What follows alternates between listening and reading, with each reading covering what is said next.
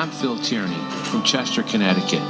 You are listening to ICRV Radio, the stream feeding the River Valley. Hello, everybody. Welcome to the Archaeology of Connecticut, powered by the Friends of the Office of State Archaeology. This is your host, Dan Forrest, and I'm joined by Scott Brady. Hi, Happy New Year, everybody. And Happy New Year to all of our listeners. We're very happy to be back on the air today. So for our first episode of 2020, we're going to be shifting gears a little bit and picking up on one of those narrative threads that runs through a lot of our previous episodes, which is really talking about the relationship of the archaeology of Connecticut to the archaeology of all of the surrounding areas. So we're going to be talking about two different aspects of that. One is probably the most obvious, or should be to many of our astute listeners, which is that for a small area like Connecticut, it's extremely relevant what was happening in the surrounding areas. And our modern political boundaries really don't have any natural relationship to the cultural geography of the past.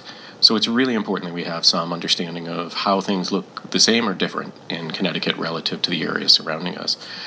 The other theme is a little bit more subtle, but very important and really something that stands out to a lot of archaeologists when they first join the field and encounter this, and that is the importance of our own peer networks, who archaeologists go to school with, who they study with, and who they interact with. And there's a significant geographic component to that as well that can affect the way that we interpret the past for that. So to help us sort of walk through some of this, we're joined by a couple of our esteemed colleagues. First, for the first segment of the show, we're very happy to be joined by the Vermont State Archaeologist, Jess Robinson. Jess, are you on with us? Yes, I am. Thanks, Sam. Hi, Jess. Jess, Thank you so much for being able to join us. Can you introduce yourself to our audience and tell us a little bit about your work? Sure. I am the Vermont State Archaeologist. I've had that position since early 2014. I'm born and raised in Vermont and was always interested in archaeology growing up, but didn't really know a lot of outlets for it until I got to the University of Vermont, and very soon thereafter took a class by a person that many of us in the Northeast know or knew very well, Jim Peterson. And immediately I was transfixed, and my eyes became opened to the world of Northeastern archaeology. After graduation, I got a job with the University of Vermont Consulting Archaeology Program and stayed there for quite a few years, some of which while I was pursuing a PhD at the University of Albany. And I received that PhD, and then after my predecessor, Giovanna Peebles, retired after 38 years on the job, I was fortunate enough to get the job as state archaeologist. Excellent. And my work, an enduring fascination and topic of scholarship for my co-authors and I has been both the early and late Paleo-Indian periods in the Northeast. But my PhD work really focused on the early woodland period in trade, exchange, and interaction of various kinds, and then how that's often expressed in early woodland mortuary ceremonialism.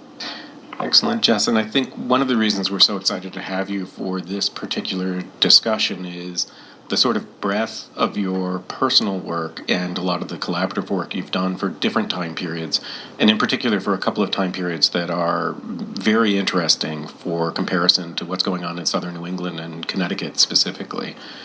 So if we can start the discussion in terms of your perspective on Connecticut archaeology or knowledge of Connecticut archaeology, is there anything in particular that stands out to you for what's going on in Connecticut in the past compared to the areas where you work, particularly Vermont and other parts of the far Northeast? This is something that I began to notice in a very limited way during my PhD research. And several of the sites I used in my PhD were mortuary sites, early woodland mortuary sites in Connecticut, including East Windsor Hill and the Hollister site. and I came down to various repositories, and those were certainly interesting, but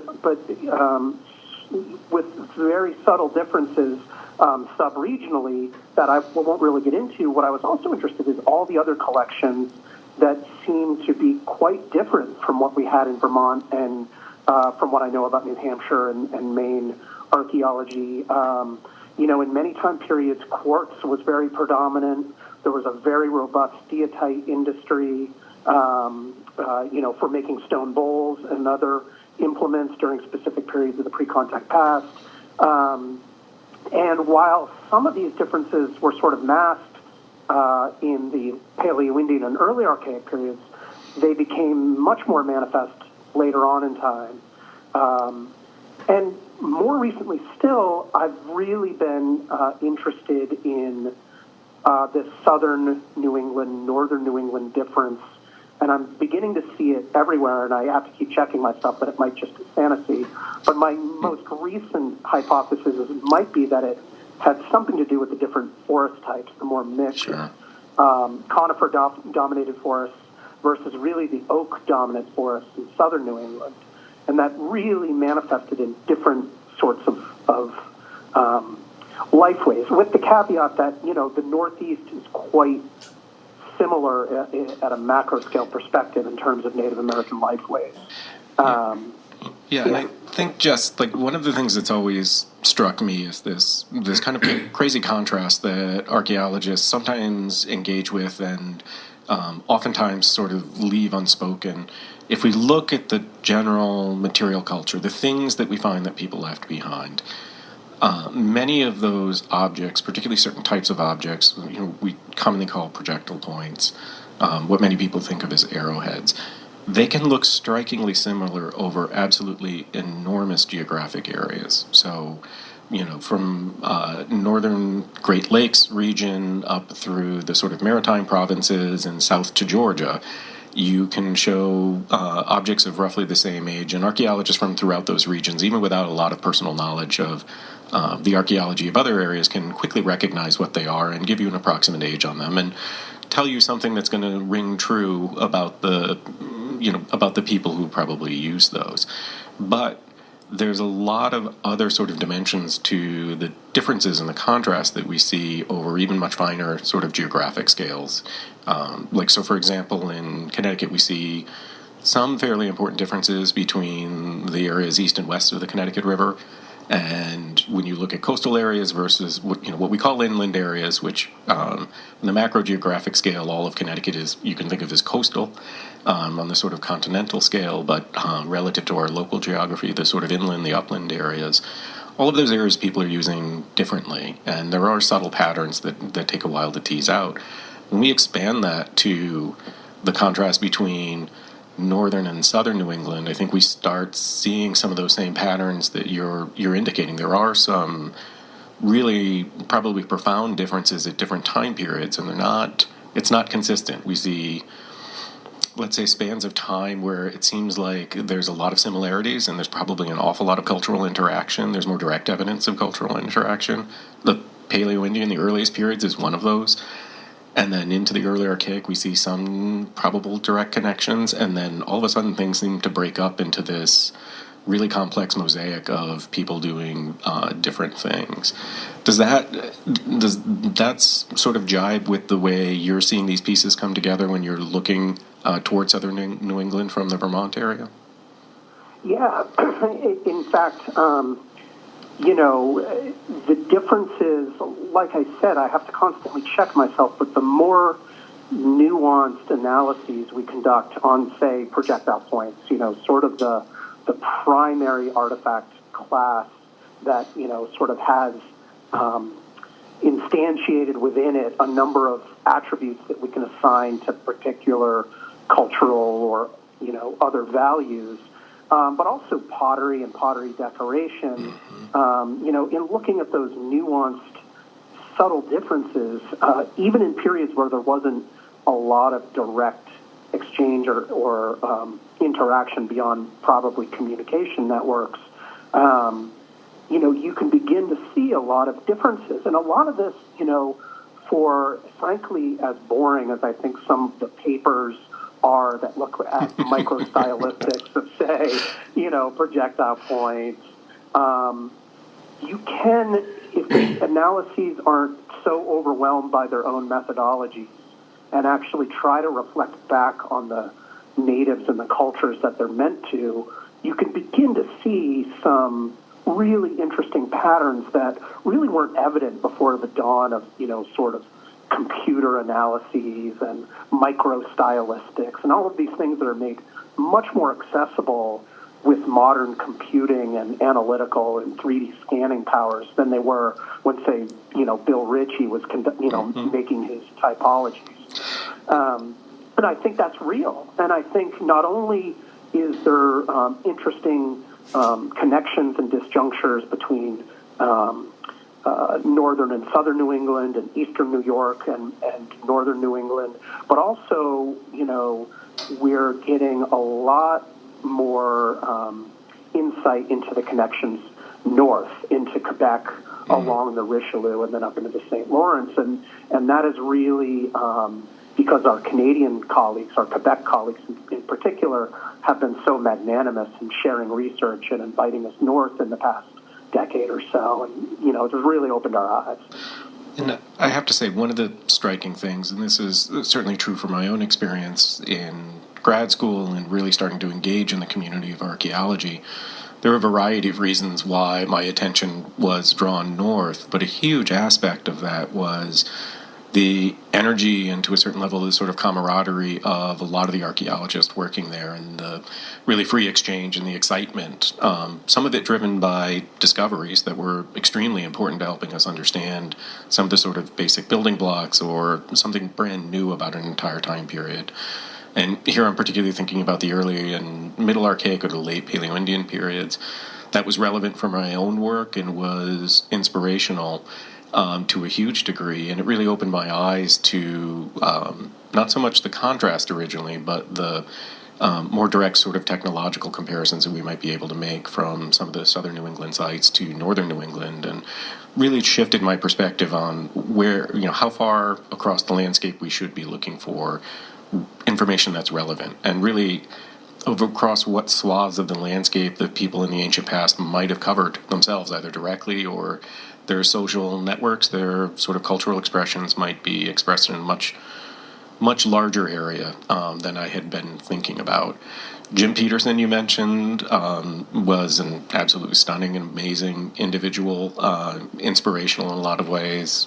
Brian Robinson was another. It's unfortunate that both have subsequently passed, but they really drew a huge amount of attention for quite a few of us archaeologists in southern New England and really opened our eyes to the really rich cultures that are expressed in northern New England. So I wanted to say, as part of that group as well, I've been more than a little jealous at times of the community you've developed, and we wanted to just sort of say and acknowledge a lot of the ideas that you've been working on have been inspirational for quite a few of us down here.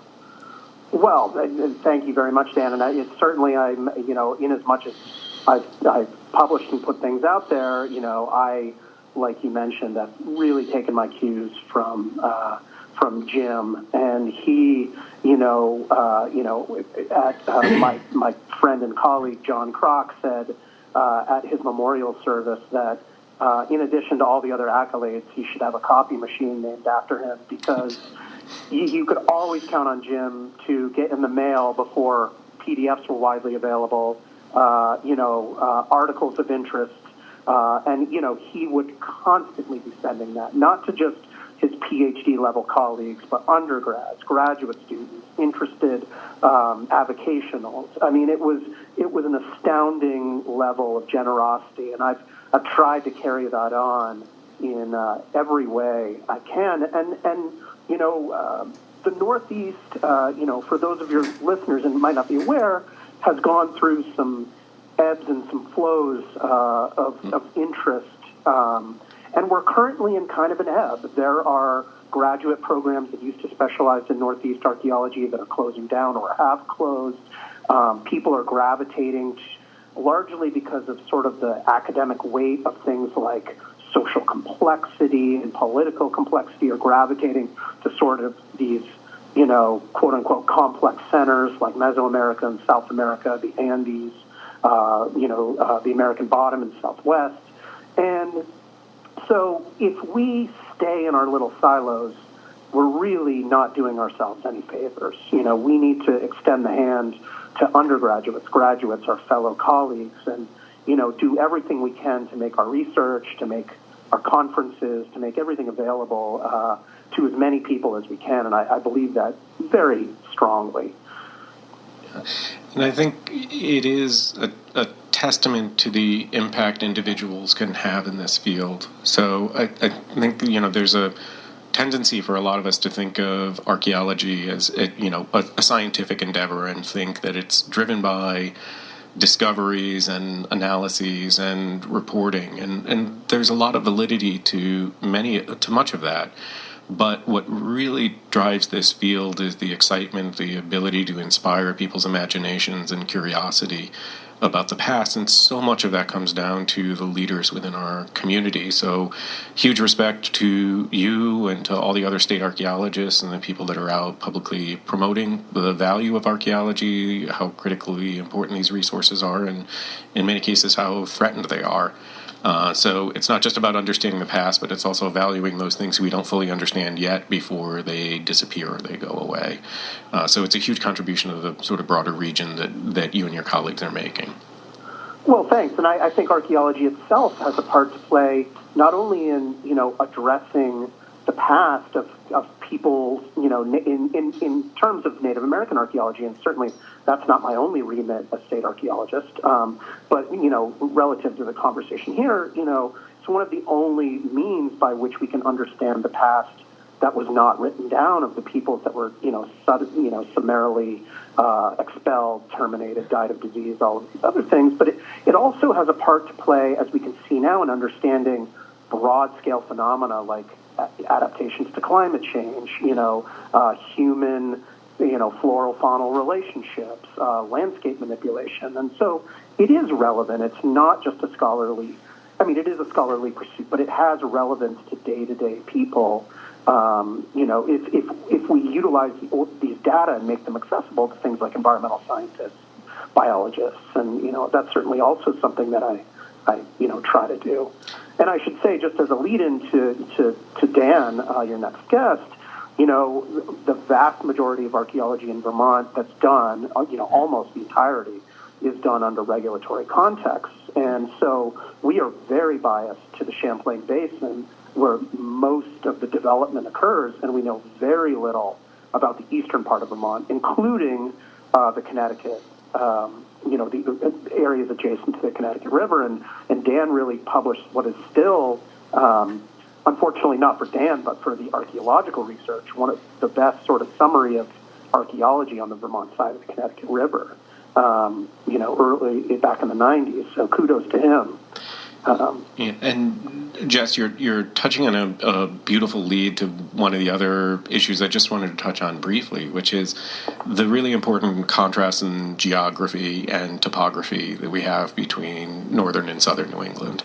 And having quite a bit of family in Vermont and some in New Hampshire, and traveling up there quite frequently, for a lot of folks who visit, they may go up for skiing and they may go up for leaf peeping, or many of us, travel more frequently. But it is easy, I think, for folks who live here not to sort of gloss over just how profound the conformation of the landscape may have been in terms of how people lived on the landscape, what areas they frequented, how they moved around.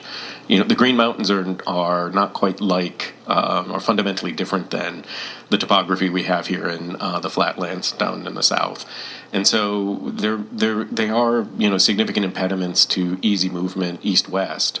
And, how, to the extent, that you've looked at this, how much is that sort of access within Vermont, north-south along the Champlain Valley or north-south along the Connecticut River Valley, really important? And, what archaeology do you see in the uplands and the mountain ranges in between? Well, it's funny. I just met with my Green Mountain National Forest colleagues a few days ago, and we were discussing a little bit of this. There's obviously, at least as far as we can see from the limited resolution, because there's not a lot of testing in high mountain areas, but from those that there are archaeological sites up there. Things like headwaters and high mountain wetlands were places where Native Americans congregated, perhaps or likely not in the levels in the river valleys or along the lake, but they were certainly there. And that's not to mention all the Native American stone quarry sites, which in Vermont happen to be on particularly the western side of the Green Mountain, some at very significant altitude. And wherever you see outcrops, major outcrops of quartzite, you can see, more or less intensive quarrying activity. So they were there, and again, a lot of this is privileged to the western side of the Greens, where there have been a lot of things like ski areas and things which require some development. The eastern side of the Greens, particularly west of the Connecticut River, is very understudied and underexplored. And so we just don't know a lot. I mean, it's almost totally, in terms of Native American archaeological sites, in the western half of Vermont, except for the immediate areas around the Connecticut River, and most of those are collector sites that we documented, but that weren't subject to professional excavation. And, that in itself is a really interesting contrast to what we see in Connecticut, where the Connecticut River Valley and the shorelines are certainly, they're broadly recognized as the sort of densest archaeological landscapes in the region for a variety of reasons. But to imagine that the Vermont extension of particularly the Connecticut River Valley as a sort of understudied region is really quite interesting, because it's almost the opposite here in Connecticut. Much of the sort of structure that we have for cultural history comes from surveys and investigations going back decades or over a century in many cases, particularly along the river valley, because it was recognized very early on that that's where a lot of the most obvious evidence for pre-contact Native American settlements were located.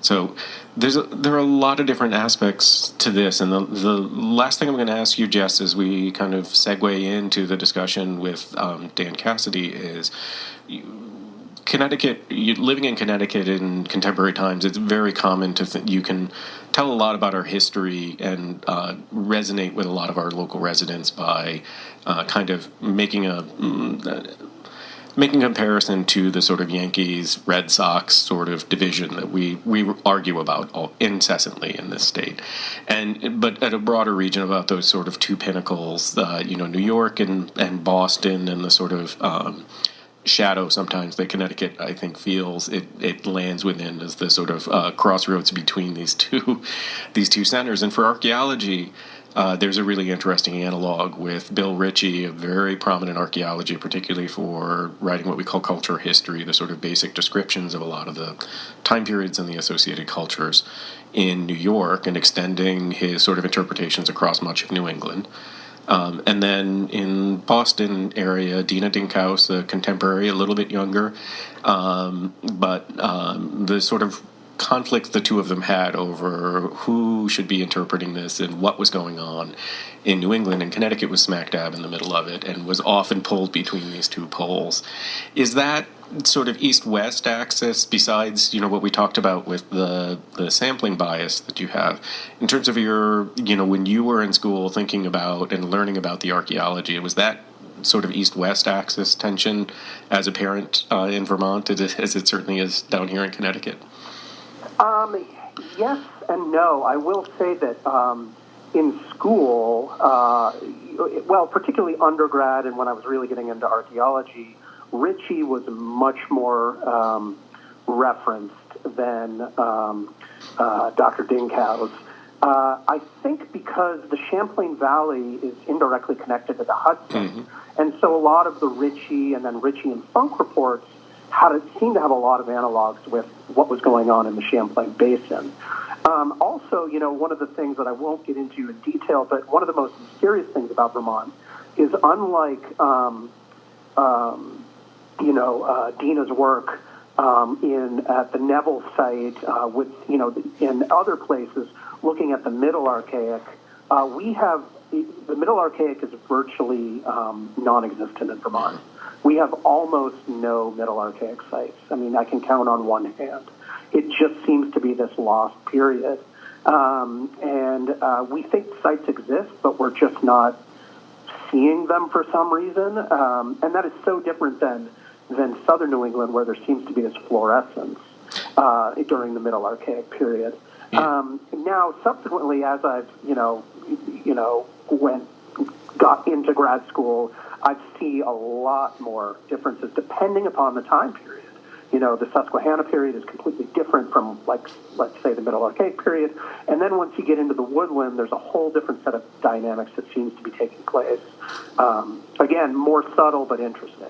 Yeah, and on the woodland period in particular, so a number of your colleagues in northern New England were very active and are very active participants in what we grandly call the maize debate here, which is really about the importance and age at which maize became a fundamental and staple crop for indigenous people before Europeans arrived.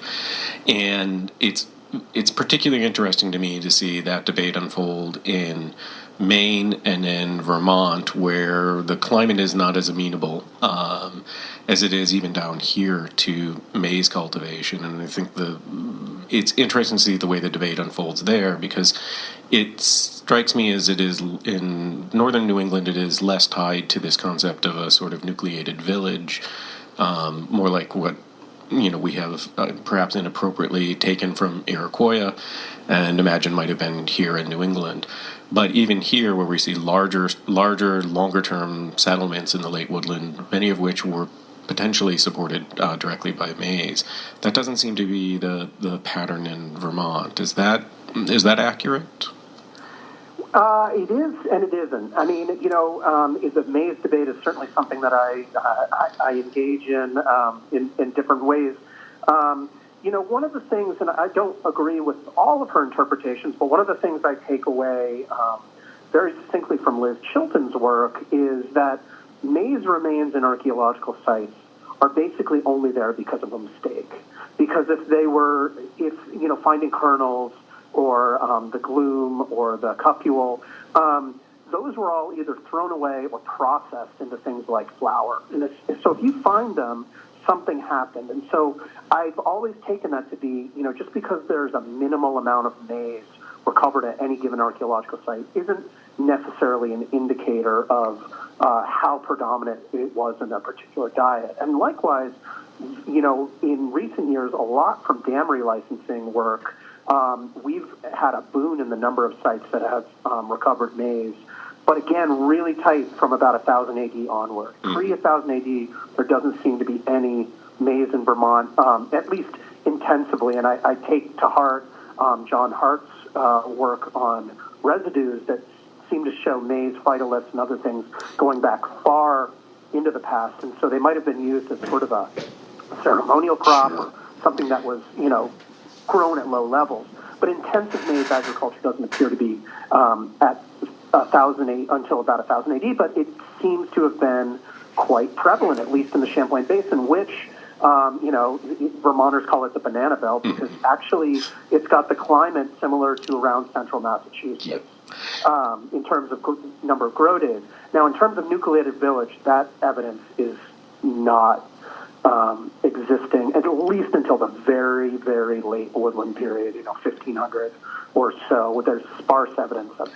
But intense, nucleated villages, again, in the mode of Iroquois, we have not found evidence of that. Excellent. So, Jess, as always, we've got so little time and there's so much to talk about. We really appreciate you coming on the show. It's been incredibly interesting, and I think this is a topic I think we're all going to, many of us are going to continue to work away at. But I wanted to thank you again for setting aside some time and joining us and sharing some of this important information with our listeners. Thanks, Jess. Hey, thanks very much to both of you. I really appreciate it. It was fun. We'll catch up with you soon, Jess. Thank you. All right. Take care. We'll be right back with our next guest after a brief message from our merchant partners. Come to Hillstead Museum in Farmington, Connecticut to experience art and culture in a magnificent historic setting. A visit to Hillstead Museum unlocks a 1901 architectural treasure. French Impressionist paintings, Ming Dynasty Chinese porcelain, Japanese woodblock prints and period furnishings. Enjoy a guided tour with interpreters who have the inside scoop on the family that created this landmark. Take time to experience the tranquility of Hillstead's sunken garden, or take in surrounding vistas of the Litchfield Hills while sitting on the Mount Vernon-inspired veranda. There is something for everyone at Hillstead in Farmington. Bring your friends and family to one of our many public programs, such as the Sunken Garden Poetry Festival, May Market, Heyday, or Holiday Boutique. Find a complete schedule of events at hillstead.org. Visit Hillstead Museum to take a step back in time, explore nature, or marvel at world-class artwork by Monet, Degas, Cassatt, Manet, and Whistler. There is so much to discover only at Hillstead. Please visit hillstead.org.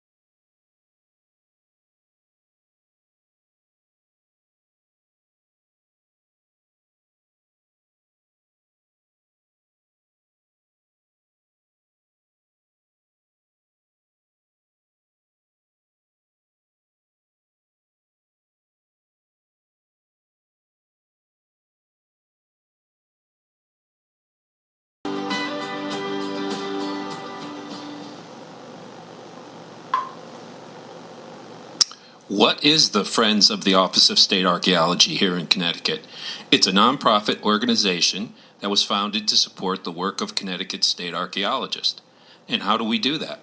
We do that with financial support for equipment and supplies and testing, like radiocarbon dating or faunal analysis of site artifacts that are recovered.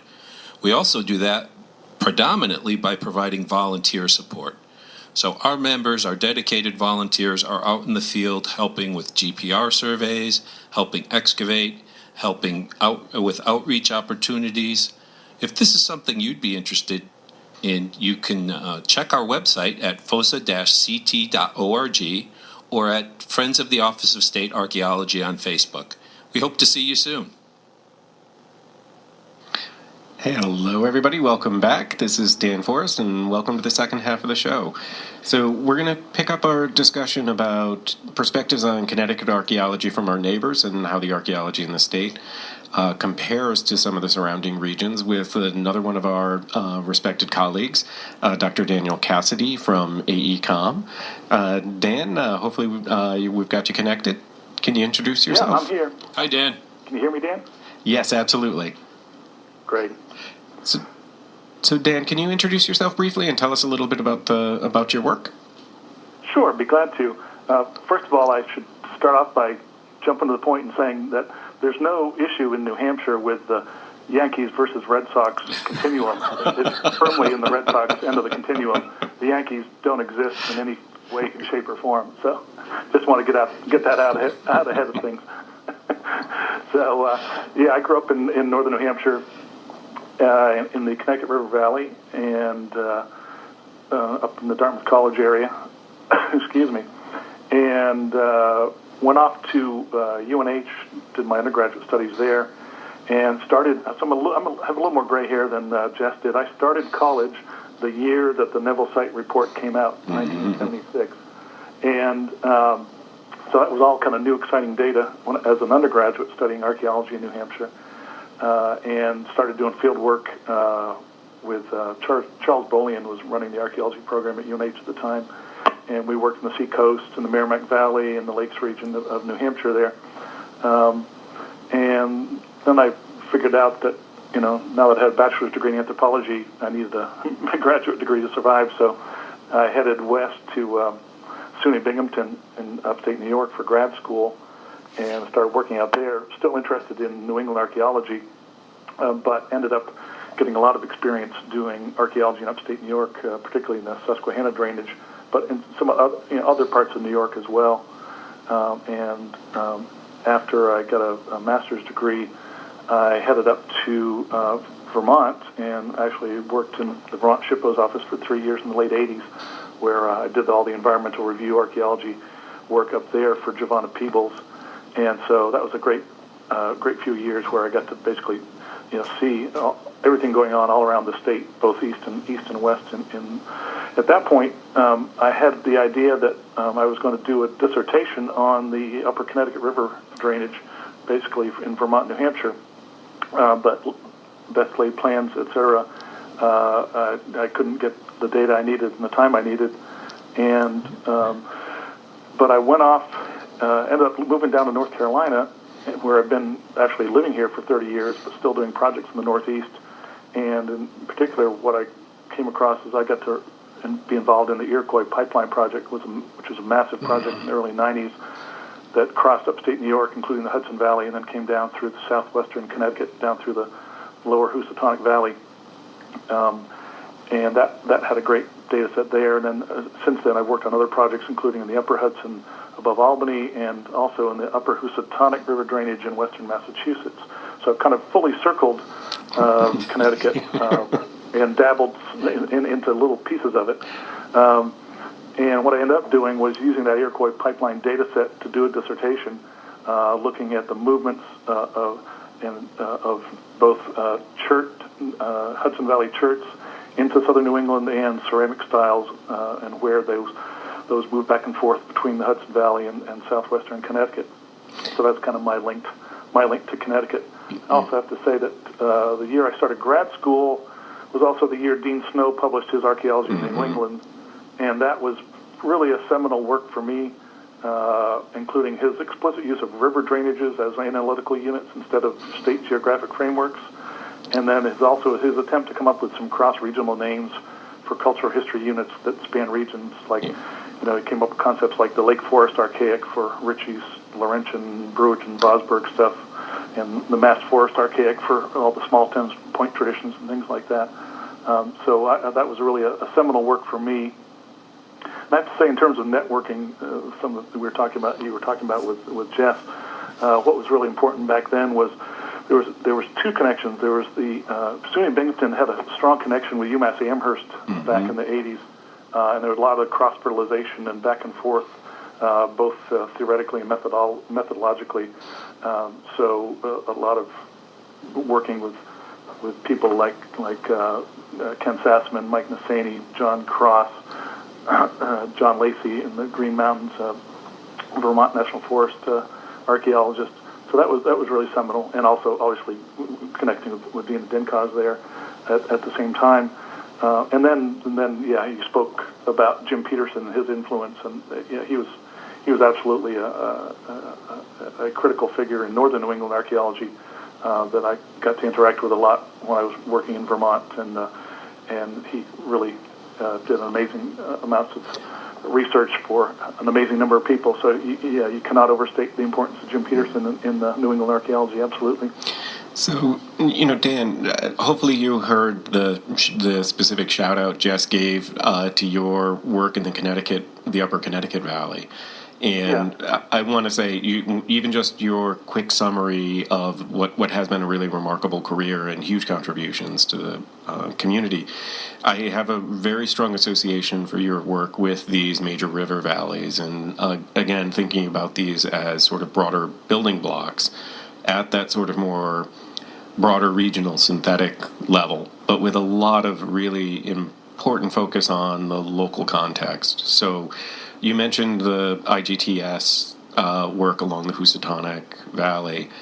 One of the most intriguing to me aspects of that analysis is the evidence that you started to tease out for sort of cultural boundaries at a local level that seem to have survived, persisted for what may have been millennia, and that aren't necessarily, they're not obviously associated with major environmental change or topographic boundary or anything else that somebody would necessarily pick up on immediately walking around the landscape. Yeah, that was a really interesting time to get to work on that data set. There was a huge project where we did 500 miles of Phase 1 survey on this pipeline corridor. We did over 190 Phase 2 testing projects, and gosh, I'm losing track now, but it was somewhere around 30 or 40 data recovery projects along that. So a huge data set. Yeah. And so that's what I because I had that data readily available, I turned to that for my dissertation studies instead of trying to beat my head against the non-existent data in the Connecticut River Valley at the time. And what I had, so I was big into lithic raw materials, and that's always been my focus. And I had the good fortune to connect with Lucianne Lavin to help us with the ceramic analysis of the Iroquois pipeline, and sort of coming at it from two different directions, we realized that our data was coinciding on this phenomena that Hudson Valley Church were moving into southwestern Connecticut, and there's a real inflection point in the drop-off right about Newtown and Brookfield. Mm-hmm. And below that, the Hudson Valley Church drop off dramatically. And then we turned around and looked at the ceramic styles and the various decorations on pottery, sort of that were typical of the Hudson River Valley, were dropping off almost at the same point. And then the Windsor tradition ceramics from Connecticut were dominant up to that point. So, and I started looking at things like ethnographic work relative to what was going on with the native tribes. And in that same area, there seems to be kind of a discontinuity between some of the Mohican groups further upper Housatonic, and then some of the coastal groups in Connecticut. So I never was able to tease out exactly what that meant in reality, but there was multiple data sets converging to suggest there was some kind of real cultural boundary there that cross-cut multiple data sets. It's I think a great example of not getting lost in the mass of data, because the scope of effort that was associated with those surveys is really it's inspiring in a lot of ways. It's great to see archaeology done at that scale, but more importantly, it's great to see the data set done in a way that's synthetic and is informative, but also really nuanced in understanding the sort of local context. Certainly within the context of Connecticut, I think it was a huge contribution. So it's rare to see that amount of data, I think, interpreted that effectively. So it was a big contribution to Connecticut, but I'm also going to touch on it as to how it sort of helps illustrate some of those exact sort of regional connections that transcend our state boundaries as sort of abstractions.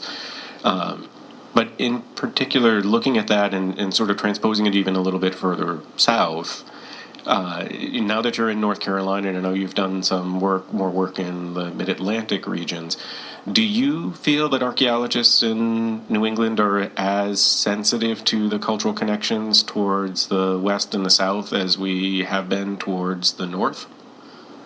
I think there's still some work to be done there. It's certainly, as you've mentioned before, people like Lucianne Lavin have been sort of working that connection more, and some of the folks maybe on Long Island as well. But I still, even after all these years of 3 or 4 decades, don't think that people are connecting as well up and down the eastern seaboard. I first started working on some related topics actually back in grad school. I started looking at Middle Archaic projectile points, stem projectile points, because of the Neville and the Neville points and the Stark points that Dinkos had defined for the Middle Archaic at the Neville site in Manchester, New Hampshire. And all of a sudden, everybody in around New England's calling these things, Neville and Stark points. And I started reading more and realized, well, yeah, Geoffrey Coe had defined Stanley and Moore mountain points in North Carolina 12 years earlier. And I was curious, and then if you look up the eastern seaboard, it was kind of hit or miss as to, well, when people found these particular distinctive stem projectile points, did they call them Stanley points or Neville points? And so I tried back, it was a little hard back in the day to actually get the data back in 1982, but the best I could, assembled an array of points up and down the east seaboard and discovered that, well, I felt at least I was able to show that they are clearly related points, both chronologically and stylistically, but then there's a subtle difference where the Neville projectile points have there tend to be more contracting stems, and the Stanley points tend to be more expanding. And if you look up, there's a clinal variation up the eastern seaboard. The stems get smaller and smaller as you get into New England. Not quite sure what that means, but there's clearly a trend there. But that was sort of the first example where I saw that people, were just kind of getting geographically bound in their vision, and it seemed like they needed to take a bigger view. Yeah, and I think certainly my own experience when first learning archaeology and starting to understand the material culture, it was incredibly frustrating to see what were largely the same types of objects given this bewildering array of names, and how much more difficult it made the process of understanding those connections when every time you crossed a state boundary, or in some cases much smaller geographies, suddenly all the names changed and there weren't obvious connections between them beyond the objects themselves. And so that brings up one of the points that I also wanted to touch on while we have you here is the extent to which that kind of interchange and interactions among contemporary archaeologists can influence our understanding of the past. And I'll say this because it is very much been my own personal experience that I have had far more conversations and discussions and arguments with my colleagues in New England than I have with my colleagues who are in many cases closer geographically to me but happen to be south of New York City. So there's a certain imposition of our modern contemporary cultural geography and peer networks that I think probably has a somewhat complicated relationship with our understanding of the past that is in some ways totally separate from the archaeology itself. I think that's true, and I think it's sort of fortuitous that I ended up moving south 30 years ago while still working in New England, because I've had the benefit of working in the Carolinas, in Virginia, West Virginia, Pennsylvania, New York, so pretty much everywhere from Georgia on up to Maine on projects, and it's kind of given me a perspective not only on the material culture that we're studying, but also of the professional colleagues. And I think all regions are guilty of that. Like, I'm based in North Carolina, and we have the Appalachian Mountains between us and Tennessee, and as soon as you climb over the summit and drop down into Tennessee, they're calling the same arrowheads a different name, and so it happens everywhere. But I think I just feel like I've been sort of fortunate to bridge the regions a little more, perhaps had the professional opportunity to do that. And I have to say, part of it was I have to give credit to my wife, because the reason we moved to North Carolina 30 years ago was because she couldn't take the winters in North Carolina. She couldn't take the winters in Montpelier, Vermont. and she was born and raised in North Carolina, so we came somewhere warm, which provided me that opportunity. So you never know where it's going to take you. Yeah, and I don't think there are a number of other individuals in CRM that have the opportunity to work in a lot of geographies, but there are very few people I know of who are active in the Northeast who have quite the geographic breadth that you've had and done really significant work. So with all of that in mind, when you're thinking about Southern New England or even Connecticut specifically, is there anything that really jumps out to you as a sort of contrast, either in the archaeology or the types of questions or research that's going on in our area? I think that that the patterns that we're seeing in southwestern Connecticut are really more New York, Long Island, Hudson Valley, and I really think if you redrew the boundaries, as you were mentioning earlier, the stuff that's going on in the Connecticut River drainage and further east in Connecticut is really kind of has some substantial differences from the Housatonic Valley, and then from between the Housatonic and the Hudson down towards Westchester County, New York.